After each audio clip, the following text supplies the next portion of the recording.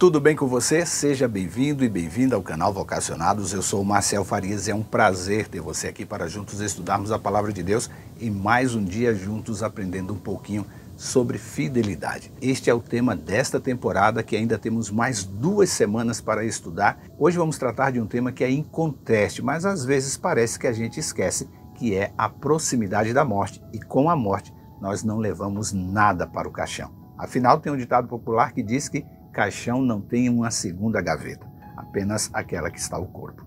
É sobre isso que a gente vai estudar hoje, como a gente pode se preparar para deixar um bom legado ou uma boa herança para os filhos e os netos. Sobre isso que nós vamos estudar. E eu quero agradecer aqui a você que todos os dias curte o nosso conteúdo, compartilha, comenta, faz o seu pedido de oração, diz assim para mim pelo WhatsApp: Marcel, eu tenho orado por você, eu tenho compartilhado o seu conteúdo, muito obrigado. Faça você também parte desta família, a família do canal Vocacionados. Como? Se inscrevendo em nosso canal, habilitando as notificações, porque aqui tem vídeos todos os dias. Depois você dá o curtir, comenta e compartilha em suas redes sociais.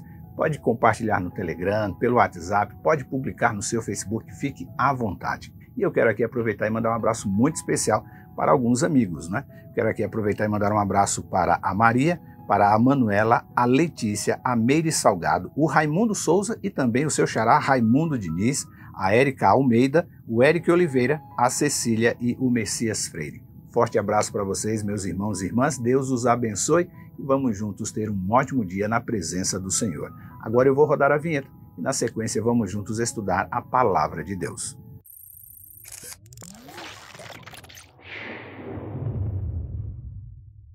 Diz a Bíblia: pois nem o sábio nem o tolo serão lembrados por muito tempo. Ambos morrerão e logo serão esquecidos. Eclesiastes capítulo 2, versículo 26. Este versículo tem o poder de igualar ricos e pobres, homens e mulheres na mesma sentença. A morte virá para todos. Paulo também faz esta afirmação lá em Hebreus capítulo 9, versículo 28, quando ele diz que todos os homens está ordenado morrer apenas uma vez e depois disso vem o juízo. E se Jesus ainda demorar para nos resgatar do pecado, é certo que seremos guiados pelos vivos até uma sepultura. Mas o que Salomão está afirmando não é apenas que eu e você vamos morrer, mas é que com o passar do tempo a nossa história começará a cair no esquecimento. Parece ser esse o triste fim, que a contribuição que você deu ao mundo para deixar filhos e netos trilhando no caminho do Senhor e assim não ser mais lembrado depois do passar dos anos. E é triste mesmo. Mas deixa eu aqui fazer um teste rápido, vai que Salomão se equivocou, né? Você saberia dizer quem foi e o que fizeram Igal, Palti, Gadiel e Amiel? Eu também não saberia. E nem lembrava que eles estavam entre os 12 espias que foram enviados por Moisés a investigar a terra de Canaã. É mais comum lembrarmos apenas de Caleb e Josué. Este é um pequeno exemplo da verdade que Salomão constatou. Todos morreremos e com o tempo seremos esquecidos. Diante desta verdade, é preciso encontrar a resposta para uma questão muito importante.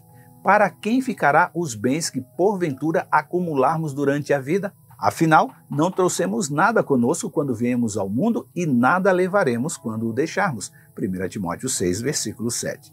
Isso quem concluiu foi Paulo. Este é um dilema que acompanha a humanidade há milhares de anos. O que fazer com a herança? Salomão identificou este dilema do homem e concluiu: algumas pessoas trabalham com sabedoria e conhecimento e com habilidade, mas terão que deixar o resultado do seu trabalho para alguém que não se esforçou. Isso também não faz sentido. É uma grande tragédia. O que as pessoas ganham com tanto esforço e ansiedade debaixo do sol? Eclesiastes capítulo 2, versículo 21 e 22. Milhares de anos depois, as palavras de Salomão continuam ecoando. O que as pessoas ganham com tanto esforço e ansiedade debaixo do sol? Passaremos a vida trabalhando para acumular bens por 70 anos ou, quem sabe, no melhor cenário, até aos 80 anos, enfrentando fadiga e desgosto, como disse Davi no Salmo 90, versículo 10. E para quê?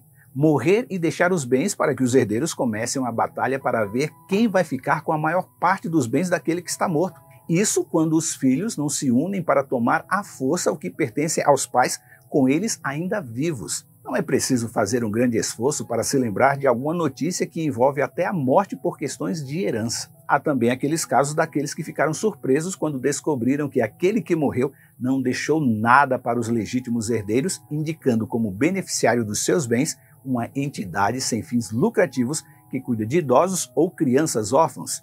Essa situação é mais comum do que você imagina. Há poucos anos, a bilionária Leona Helmsley, conhecida nas altas rodas de Nova York pelo apelido de Rainha da Maldade, morta em 2007, excluiu 2 dos seus netos do seu testamento, destinando 2,2 bilhões de dólares para um fundo de caridade e 12 milhões de dólares para sua cachorrinha maltês. Os netos precisaram recorrer à justiça americana, que concedeu a eles o direito a 3 milhões de dólares para cada um, bem menos do que a cachorrinha teve direito. Mas, sem dúvida nenhuma, o testamento que mais causou frisson no mundo em sua época foi o do advogado escocês Charles Van Millar, morto aos 73 anos em 31 de outubro de 1926.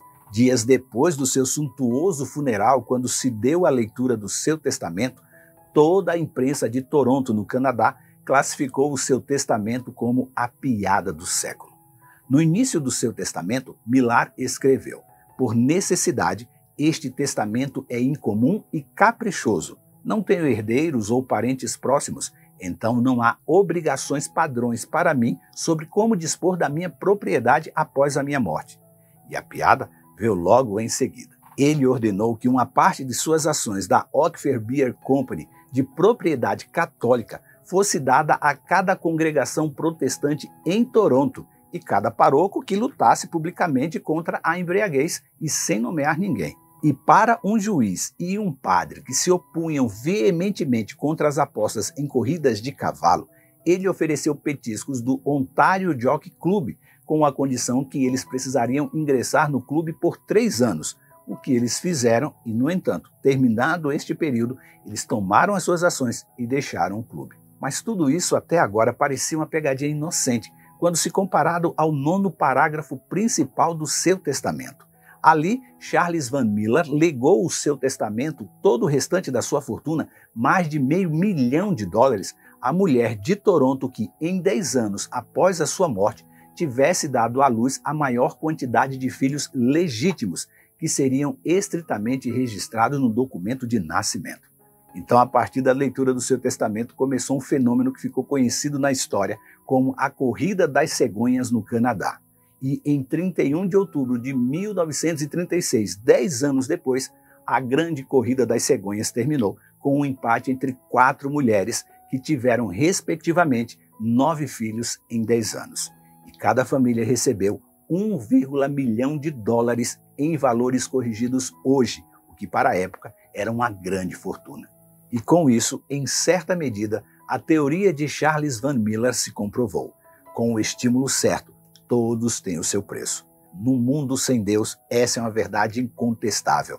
Apesar de que clérigos do início do século XX se curvaram às exigências dele, o que, de certa forma, traz preocupação a respeito da hombridade das lideranças eclesiásticas de sua época. Mas e nós, que nos identificamos como crentes em Jesus no presente século, que tipo de herança estaremos deixando quando a morte bater à nossa porta? Ou melhor, qual é a herança que Deus deseja que deixemos para a nossa posteridade? Salomão afirma que a pessoa de bem deixa a herança para os netos, mas a riqueza do pecador vai para as mãos dos justos. Provérbios 13, versículo 22. Talvez mais importante que a herança que deixaremos com os nossos filhos e netos seja o tipo de legado que eles receberão. Herança é algo que um dia pode vir a acabar. Se alguém não tem o tino para administrar valores, uma hora ou outra vai acabar metendo os pés pelas mãos e vai ver a sua herança indo pelo ralo. A história do filho pródigo é um exemplo de alguém que recebeu a sua herança de forma antecipada, pois seu pai ainda era vivo e que em pouco tempo se viu sem nenhum dinheiro, tendo que disputar comida com os porcos. Já o legado de perdão, ele aprendeu quando voltou para casa maltrapilho e fedido. Lucas 15, versículos 11 a 32. A palavra legado vem do latim legatus, que quer dizer embaixador ou enviado. E na antiga Roma, era o general que comandava uma legião de soldados ou uma província, é que também era o responsável pelo patrimônio econômico e cultural e pelos valores a serem transmitidos às futuras gerações. Embora a herança e legado figuramente tenham o mesmo sentido, o legado se aplica mais aos valores espirituais, éticos e morais e culturais que recebemos dos nossos avós e pais e que deixaremos para os nossos filhos e netos e para as futuras gerações. A verdade é que muitos de nós não teremos casas no campo, na praia, carros do ano ou uma conta bancária secreta cheia de dólares para deixar como herança para os nossos filhos e netos. Mas podemos deixar algo mais extraordinário, um exemplo de vida, um legado de fé, um exemplo magnífico de amor a Deus e ao próximo. Como é que você quer ser lembrado por seus filhos e netos depois da sua morte? Paulo fez Timóteo lembrar do legado que ele recebeu da sua avó e da sua mãe quando disse: "Lembro-me de sua fé sincera, como era da sua avó Lóide e da sua mãe Eunice, e sei que em você esta mesma fé continua firme." 2 Timóteo capítulo 1, versículo 5. Já pensou você descobrindo no céu que foi um legado semelhante aos de Lóide e Eunice que você deixou para a sua posteridade? Mais do que arranjos financeiros para seus filhos e netos não encontrarem a mesma dificuldade na vida que você encontrou, a herança da fé em um Deus Todo-Poderoso deve ser o que é o mais valioso que a sua herança ou legado para eles deve ser. Devemos implantar no coração das futuras gerações os preceitos de Deus como um tesouro permanente para que tenham prazer neles, como afirmou Davi no Salmo 119, versículo 111. Porém, não negligencie os arranjos para que os seus bens sejam divididos nominalmente para cada filho e reserve uma parte deles para deixar para uma instituição séria que atende aos anseios dos órfãos, viúvas, pobres e estrangeiros, como sendo a sua última oferta de gratidão a Deus por todas as bênçãos que Ele te concedeu em vida. E se a sua escolha for para deixar esta oferta na igreja, também não tem problema nenhum, pois quando você morrer, nada levará consigo. Sua riqueza não o acompanhará no túmulo, Salmo 49, versículo 17. Lembrando que tudo o que você fizer, faça de todo o coração como para o Senhor e não para as pessoas, sabendo que receberá do Senhor a recompensa da herança. É a Cristo o Senhor que você está servindo. Colossenses 3, versículos 23 e 24. Pense nisso, leia sua Bíblia e que Deus nos abençoe. Este conteúdo está no aplicativo Esperança Real e na web rádio Ecoar. Se inscreva em nosso canal, habilite as notificações, deixe o seu curtir, comente e compartilhe em suas redes sociais. E lembre-se, você é participante da vocação celestial para ir ao mundo pregando o evangelho da salvação a toda criatura. Que Deus te abençoe e até amanhã.